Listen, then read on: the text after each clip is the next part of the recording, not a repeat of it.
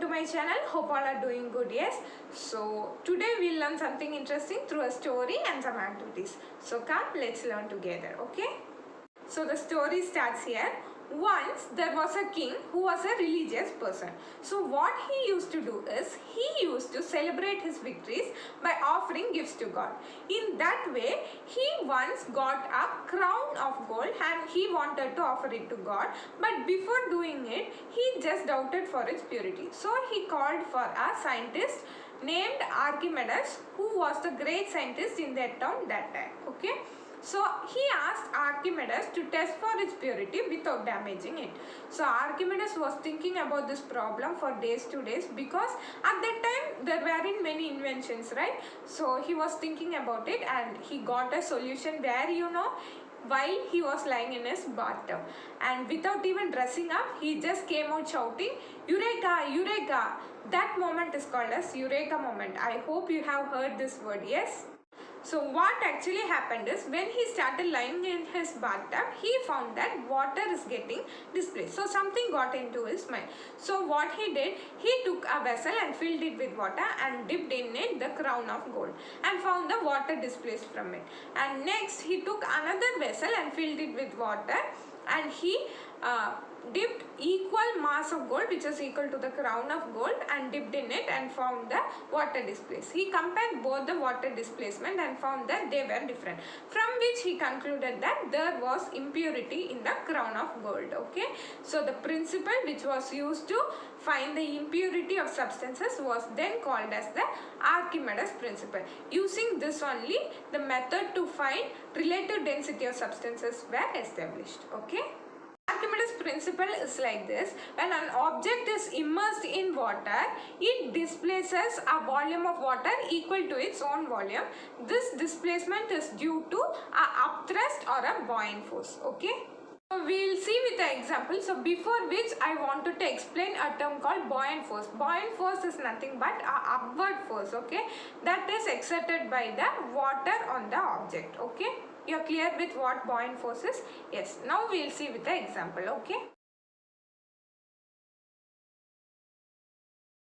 Now you saw the balloon example, right? What I did, I just kept the balloon above the water and it started floating instead of sinking. Why did it happen? This can be explained through Archimedes principle. Okay. Now what I am going to do is I am going to push the balloon downwards. Okay. You can find that there is some opposite force that is acting on the balloon that makes the balloon to come upwards. That is nothing but the buoyant force which I told you earlier.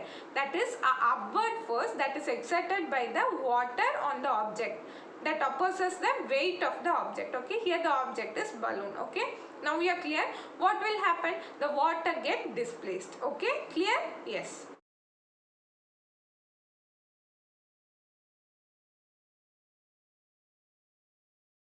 Try to compare it with Archimedes principle. Okay, an object, that is the balloon, immersed in water partially or completely displaces volume of water equal to its own volume, which means that water displacement amount, right, that volume will be equal to that volume of the object, that is volume of the balloon inserted. Okay, clear?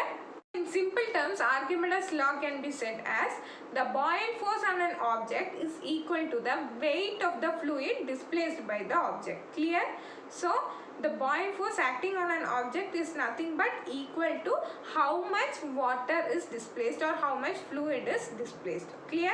Yes? Mathematically, it can be expressed as buoyant force F base B is equal to V rho G, where V is the volume of the object, rho is the density of the fluid, and G is acceleration due to gravity. So buoyant force is acting opposite to gravity, right? Clear? Yes. I told you the formula for buoyant force, right? But you should know how it has come. I'll tell you, okay? So, our aim is to find the weight of the liquid displaced.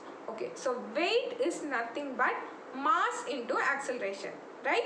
So, mass is nothing but density into volume. You might ask how? Density is equal to mass by volume, we know. So, mass is equal to density into volume. So, weight of the liquid displaced is equal to density into volume into acceleration due to gravity. Clear? So, this is nothing but equal to buoyant force. As I told you earlier, buoyant force is nothing but equal to weight of liquid displaced, right? So, buoyant force is equal to V rho g, where V is the volume, rho is the density and g is the acceleration due to gravity. Clear? Yes. Now I'll tell you with the activity. You try it by yourself, okay, and find the result. Now take a solid object, any solid object, and measure its weight, okay. Let us consider it to be 5 kg. Now immerse that object in a beaker containing water along with the spring balance.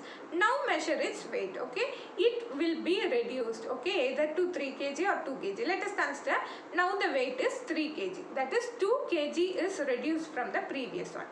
Now water will be displaced, right? That you have to collect it in a separate beaker and then measure the displaced water, okay. So how much it is? You will find the weight of the displaced water will be equal to 2 kg, which says that the weight of water displaced is equal to the loss of weight of the object, okay. This is what is equal to the buoyant force. That is, the buoyant force acting on the object will be equal to the weight of the displaced liquid. Clear? Yes.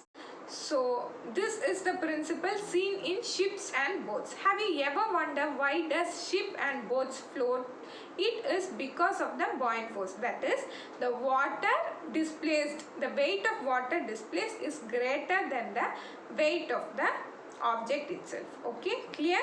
Now you might get a doubt. A nail made of iron sinks in water. Why does an iron ship floats in water? It is because of the reason that it is designed in such a way that it displaces more amount of water. That is, the weight of water displaced is greater than its actual weight, okay. This is the first reason. And second reason is, you know, ship is hollow, right? So the average density of the ship is lesser than that of the density of water. So that is why a ship floats in water and a nail sinks in water. You get my point? So this principle is widely used in several applications. Not only this principle, Archimedes has given several other principles, like principle based on levers, pulleys, screws, etc. So I think I was able to convey my concept clearly to you. Yes. So thank you for watching this video. Thank you for all the support given. Keep supporting. So thank you. Bye.